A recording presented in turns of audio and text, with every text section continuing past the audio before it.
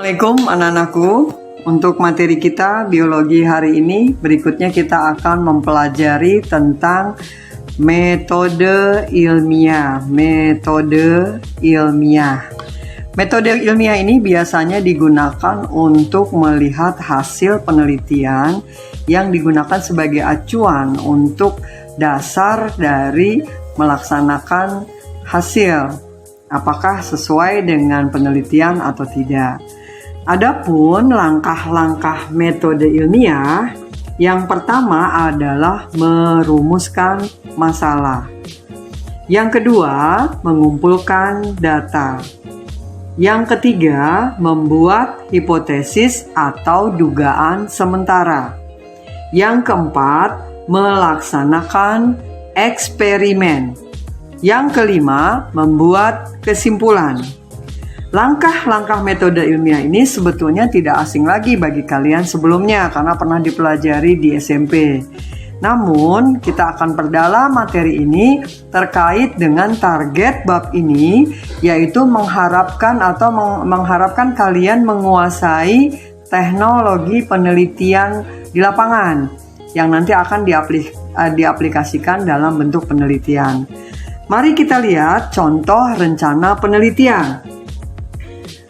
Contoh rencana penelitian diawali dengan yang pertama, sesuai dengan langkah pertama dari rumusan masalah, adalah merumuskan masalah. Nah, merumuskan masalah biasanya berupa pertanyaan. Apakah? Mengapa? Bagaimana? Untuk hal ini, kita ambil contoh salah satu. Misalnya, apakah terdapat pengaruh pemberian dosis pupuk urea terhadap pertumbuhan tanaman cabai? Sekali lagi Ibu ulangi, apakah terdapat pengaruh pemberian dosis pupuk urea terhadap pertumbuhan tanaman cabai?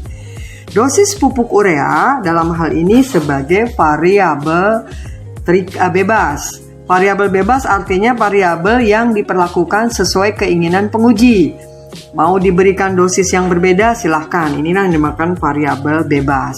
Variabel terikat adalah variabel yang akan diteliti oleh penguji. Misalnya dalam hal ini adalah pertumbuhan tanaman cabai.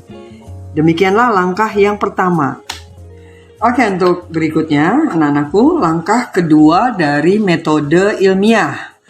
Tadi kita lihat setelah langkah pertama merumuskan masalah, langkah kedua adalah mengumpulkan data atau lebih dikenal dengan studi literatur. Jadi mengumpulkan data atau studi literatur. Dalam hal ini, judul yang sudah kita pakai di atas tadi, apakah terdapat pengaruh dosis pupuk urea terhadap pertumbuhan tanaman cabai? Berarti studi literatur apa yang kita butuhkan untuk mendukung penelitian tadi? Dapat kita ambil garis bawah di sana. Yang pertama adalah pupuk urea. Karena kita butuh informasi tentang pupuk urea secara detail. Yang kedua, informasi tentang pertumbuhan.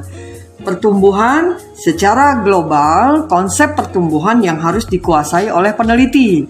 Yang ketiga adalah tanaman yang akan diteliti. Karena tadi peneliti menentukan rumusan masalahnya tanaman cabai, maka data yang harus kita kumpulkan terkait dengan studi literatur adalah tanaman cabai. Langkah berikutnya atau langkah ketiga adalah membuat dugaan sementara atau sering kita kenal dengan hipotesis. Jadi membuat dugaan sementara atau kita kenal dengan hipotesis. Dugaan sementara, hipotesis bisa diidentikan ada dua kemungkinan. Yang pertama, kalimat positif dan yang kedua, kalimat negatif. Tergantung dari studi literatur yang dihasilkan atau yang diperoleh. Kita bisa mendapat studi literatur positif. Jika sudah mendapat studi literatur positif, kita bisa membuat hipotesisnya. Misalnya dari studi literatur yang ada, ternyata dosis pupuk berpengaruh Maka hipotesis yang bisa kita buat adalah terdapat pengaruh dosis pupuk urea terhadap pertumbuhan tanaman cabai. Jadi di sini ada kalimat positifnya, terdapat pengaruh. Atau sebaliknya, kalimat negatifnya, kalau ternyata dari studi literatur kita tidak menemukan pengaruh dosis pupuk. Jadi kita bisa buat hipotesisnya, tidak terdapat pengaruh dosis pupuk urea terhadap pertumbuhan tanaman cabai. Jadi kata negatifnya di sana, tidak terdapat pengaruh. Langkah selanjutnya setelah hipotesis dibuat, kita akan masuk ke langkah keempat, yaitu melaksanakan eksperimen. Rencana dalam eksperimen biasanya dituang dalam satu bentuk yang kita kenal dengan desain eksperimen. Desain adalah bagaimana cara kita akan melakukan eksperimen. Contoh dalam kasus ini, karena kita meneliti apakah terdapat pengaruh dosis pupuk urea terhadap pertumbuhan tanaman cabai, maka langkah yang bisa kita lakukan adalah satu, menyiapkan 3 buah pot yang sudah diberi label A, B, C. Menyiapkan 3 tanaman cabai yang akan kita teliti dengan ukuran yang bersesuaian A, B, maupun C. Menyiapkan 3 perlakuan karena perbedaan dosis pupuk yang kita ambil. Contoh, pada pot A kita berikan 1 sendok makan urea. Pada pot B kita berikan 2 sendok makan urea. Dan pada pot C kita buat 3 sendok makan urea. Jadi, desain eksperimen adalah gambaran rencana penelitian yang akan kalian buat.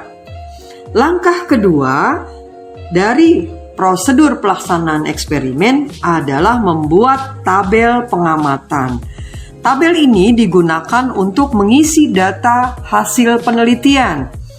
Contoh, pada kolom sebelah kiri Anda akan jumpai pot A, pot B, dan pot C. Pada tabel bagian atas Anda akan jumpai hari penelitian. Hari pertama, hari kedua, hari ketiga, hari keempat, hari kelima, hari keenam, dan hari ketujuh. Dan seterusnya sesuai dengan lamanya penelitian yang direncanakan oleh peneliti. Tinggal tabel ini akan diisi pada saat pelaksanaan eksperimen. Demikianlah sampai langkah yang keempat. Kita akan lanjutkan dari langkah-langkah metode ilmiah.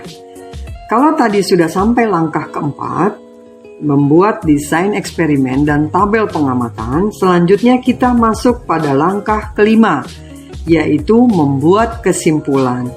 Kesimpulan ini dibuat jika penelitian sudah selesai dilaksanakan dan data sudah diperoleh.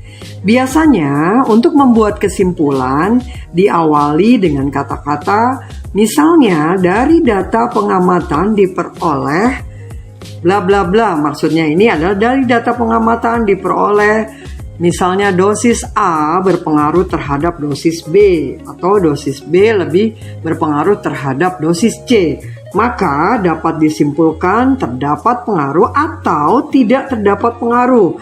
Biasanya ini tergantung dari hasil eksperimen yang diperoleh. Jadi ini tidak mutlak seperti ini, tapi bisa dilaksanakan dengan cara seperti itu. Demikianlah 5 langkah metode ilmiah yang harus kalian ketahui sehingga nanti bisa merencanakan penelitian kelompok berikutnya yang akan dijadikan sebagai penelitian pada target bab pertumbuhan dan perkembangan. Setelah melaksanakan kegiatan pembelajaran metode ilmiah, berikutnya akan ada penugasan yang harus Anda kerjakan hari ini.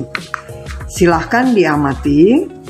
Yang pertama, buatlah rencana penelitian di buku atau di kertas catatan mengikuti langkah-langkah yang telah diuraikan di atas. Jadi buatlah rencana penelitian di buku atau di kertas catatan mengikuti langkah-langkah yang telah diuraikan di atas, terutama untuk poin 1 sampai 4 saja. Jadi poin 5 kesimpulan belum bisa dibuat karena belum melaksanakan penelitian. Jadi buatlah secara perorangan.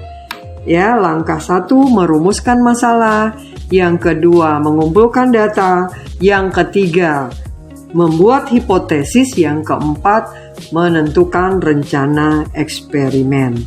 Buatlah, bekerja secara perorangan. Setelah selesai, kirim email ke tugasbiologi@gmail.com dengan subjek tugas biologi 2, nama lengkap dan kelasnya. Ibu tunggu hari ini. Selamat mengerjakan. Sukses semuanya. Wassalamualaikum warahmatullahi wabarakatuh.